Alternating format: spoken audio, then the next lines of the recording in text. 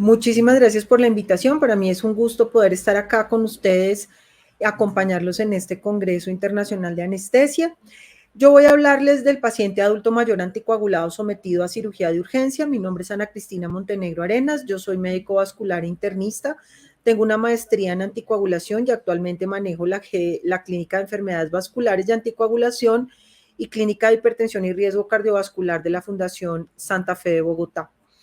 Antes de empezar, quiero manifestarles mi conflicto de intereses, sin embargo, no tengo ningún tipo de interés, ni esta charla está patrocinada por la industria farmacéutica, pero hago educación médica continuada, investigaciones y consultorías y asesorías para varios laboratorios en anticoagulación y riesgo cardiovascular. Y para poder ilustrar un poco mejor este caso, les voy a traer a doña María, una mujer de 89 años que pesa 70 kilos, con una presión arterial normal y una frecuencia cardíaca normal, que tiene como antecedentes una fibrilación auricular no valvular paroxística, es hipertensa diabética y tiene una falla renal con una depuración de creatinina calculada de 38 mililitros minuto.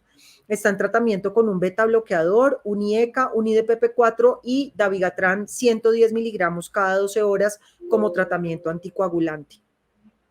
El 26 de octubre, doña María acude a urgencias con un cuadro de 24 horas de evolución de dolor abdominal de tipo cólico que se inicia periumbilical y se localiza hace 6 horas en fosa ilíaca, flanco derecho, asociado a náuseas, vómito, fiebre e hiporexia.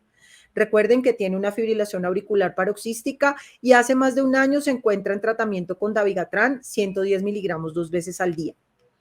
En urgencias tiene un cuadro hemático con leucocitosis, neutrofilia, 3% de bandas, un electro con una fibrilación auricular con respuesta ventricular controlada. Y probablemente la imagen que encontraríamos del cirujano es este, y seguramente está pensando esto, y ahora tomando esa vaina, ¿qué le pido y cuándo voy a poder operar a esta paciente que seguramente tiene un abdomen agudo y debe ser llevada de urgencias a cirugía? Y la pregunta sería, ¿cuándo cree que podemos operar a doña María? ¿En 12 horas? ¿En 6 horas? ¿En 24 horas? Dependiendo de la hora de su última dosis, o definitivamente no podemos responder la pregunta y debemos llamar al servicio de medicina vascular y anticoagulación. Pues la respuesta es sencilla, depende de la hora de su última dosis.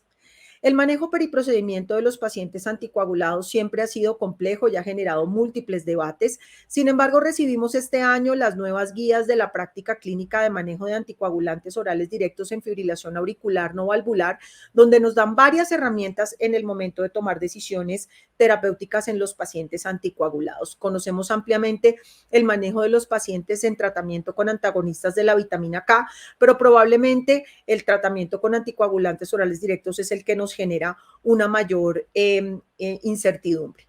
Entonces, primero, con respecto a los niveles plasmáticos, en este momento nosotros en Colombia no contamos con la medición de niveles plasmáticos de anticoagulantes orales directos. Sin embargo, en el mundo ya existen varias alternativas para tomar medidas plasmáticas, especialmente de inhibidores del factor 10A.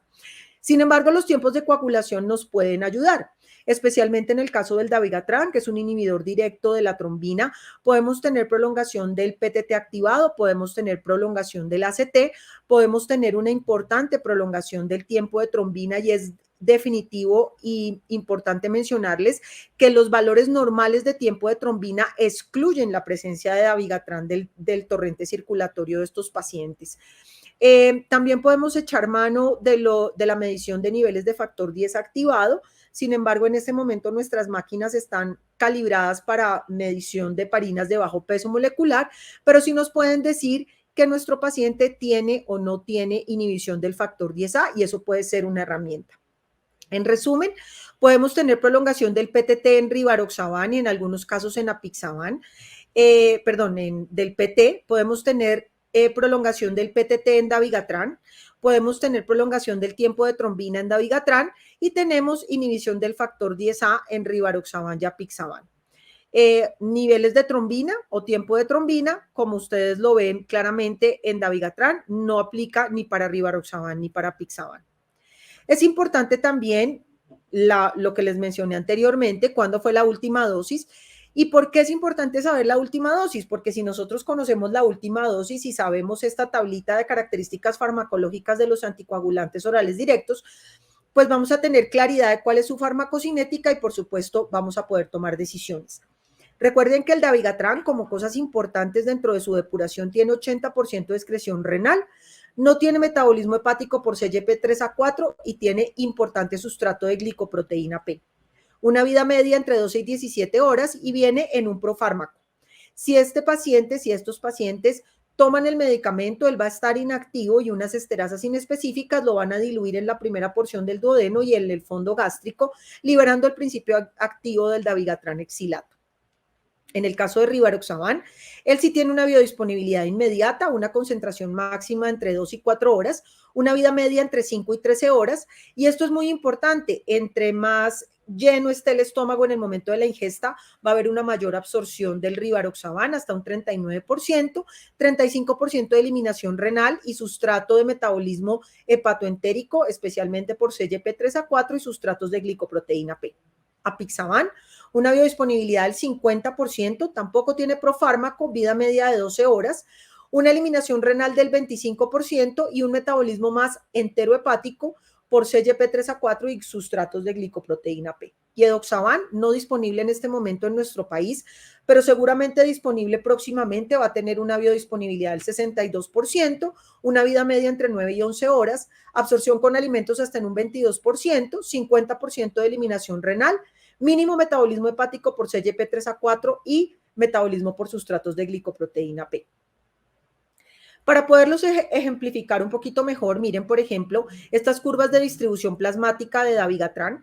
Estos son pacientes con depuración de creatinina limítrofe y esto tenemos que tenerlo en cuenta en las valoraciones preanestésicas de nuestros pacientes, especialmente cuando se encuentran en situación crítica y se les ha deteriorado su condición renal. Miren cómo en esta curva punteada vemos la curva normal de distribución plasmática de dabigatran y vemos cómo en pacientes con 30 mililitros minuto, estos niveles plasmáticos de dabigatran aumentan hasta 300 veces en sangre, haciendo pues obviamente que el riesgo de sangrado se incremente. Lo mismo pasa con inhibición de la glicoproteína P, miren aquí la curva en café, y lo mismo en pacientes de más de 80 años.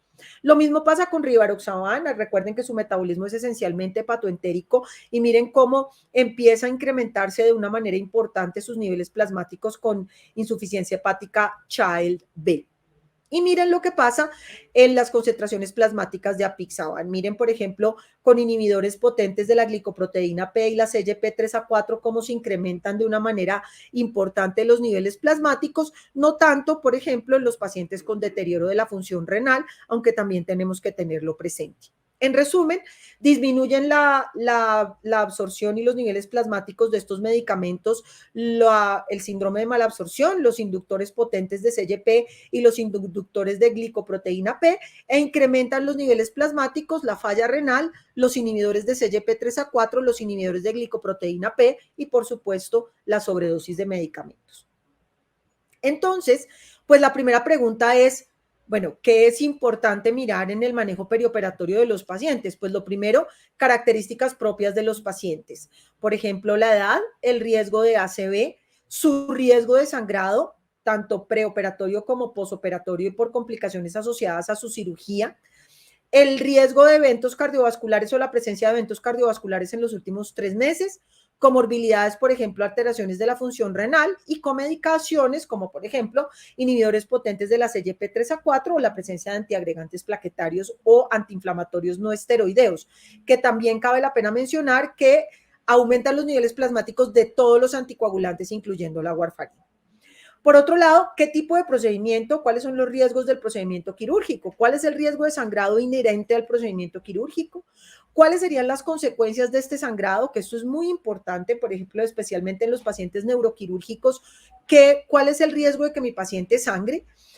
¿Cuál es la anestesia planeada para este paciente? ¿Le van a poner una anestesia general o le van a poner anestesia espinal o epidural? Y por supuesto, ¿cuál va a ser el momento en el cual vamos a poder reiniciar la anticoagulación? Lo más importante, como les mencioné al principio, determinar cuál es el momento de la última toma del medicamento anticoagulante. Y otra cosa muy importante que reitero nuevamente, ninguno de los anticoagulantes orales directos requiere el uso de terapia puente para el tratamiento de la patología en la cual están indicados. Entonces, ¿qué hacer? Pues depende de si el procedimiento es agudo, y urgente, emergente, pues si el procedimiento es urgente o si podemos realmente hacerlo como un procedimiento programado.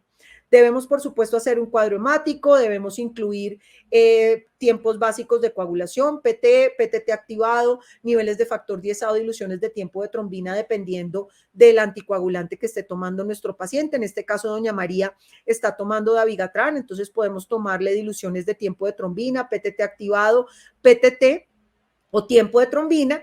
Y en el caso de que nuestro procedimiento sea urgente y necesite ser operado en los siguientes minutos, pues definitivamente debemos realizar una reversión del anticoagulante oral directo o una reversión del antagonista de la vitamina K, llevar a nuestro paciente a cirugía y posteriormente repetir todo el panel de coagulación y obviamente evaluar que la hemostasia haya sido pues muy buena y hablar con este cirujano para poder hacer hemostasia adecuada.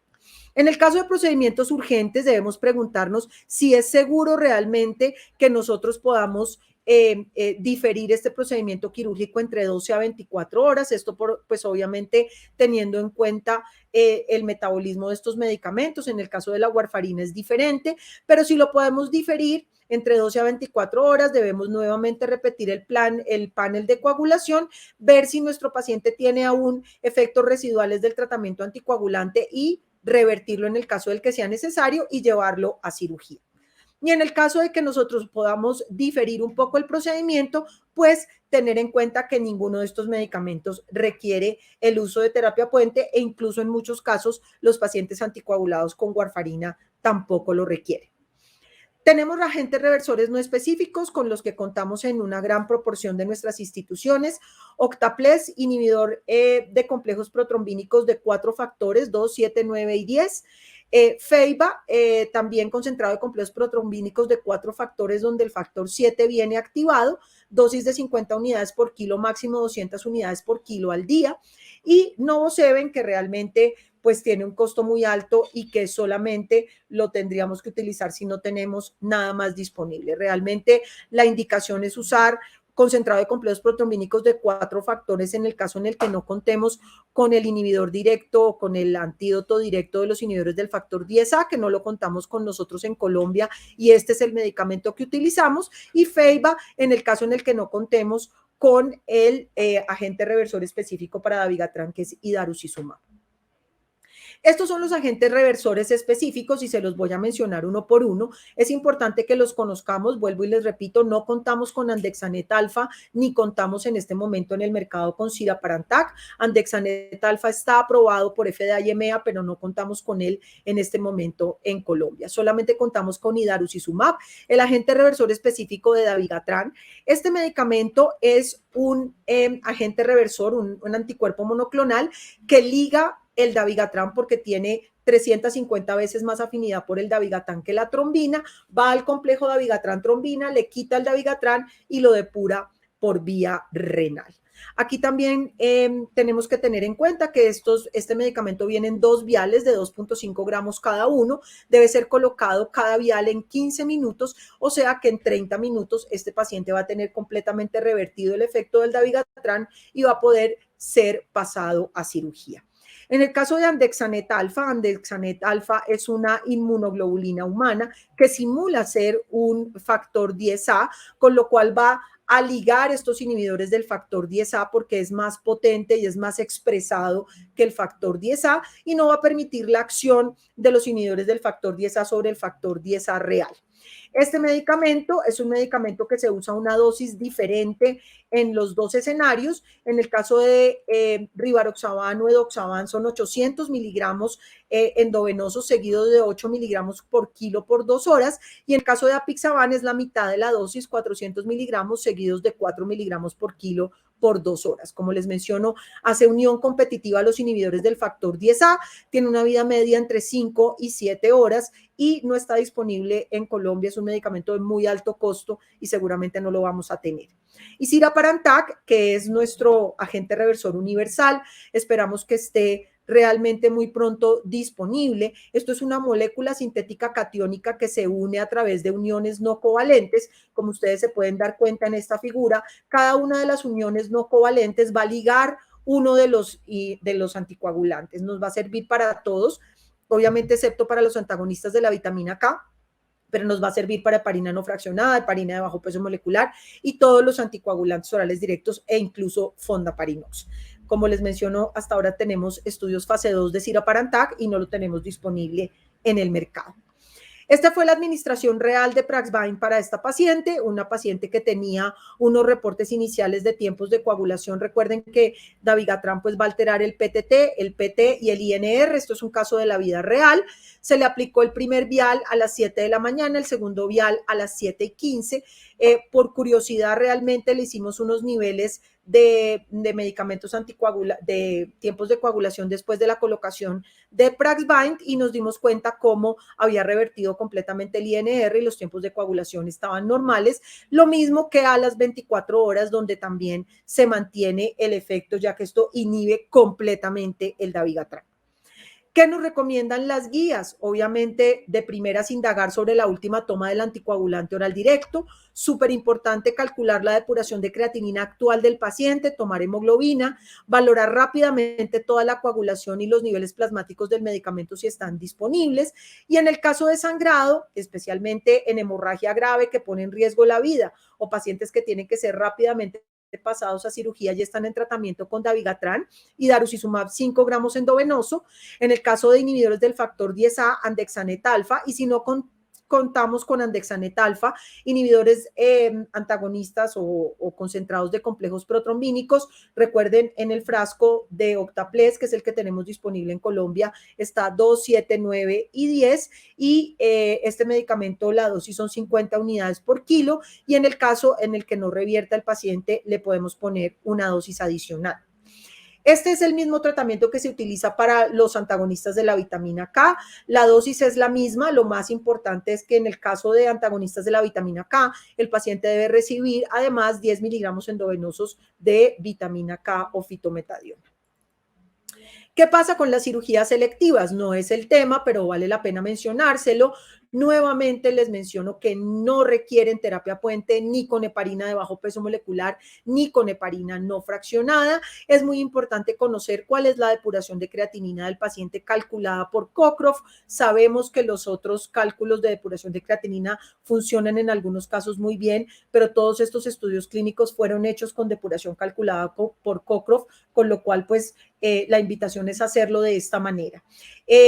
Con dabigatran funciona especialmente relacionado con la función renal y el riesgo de cirugía, teniendo en cuenta que este medicamento tiene 80% de depuración por vía renal. Entonces, en estos casos, especialmente en pacientes que tienen depuraciones limítrofes entre 30 y 49 mililitros minuto, pues incluso en cirugías de alto riesgo habría que esperar 96 horas de la suspensión del medicamento en una cirugía electiva. Recordar que dabigatran está contraindicado por debajo de 30 mililitros minuto.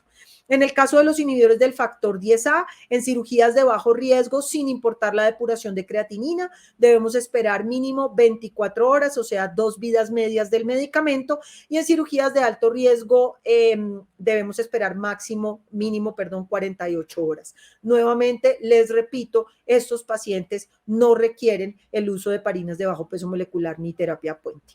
Yo les agradezco muchísimo su atención y esperamos poder responder más adelante todas sus inquietudes y sus preguntas. Me pongo a sus órdenes para lo que puedan necesitar. Este es mi correo electrónico y nuevamente les agradezco estar acá con nosotros en este Congreso Internacional de Anestesia de la Fundación Santa Fe de Bogotá. Mil gracias.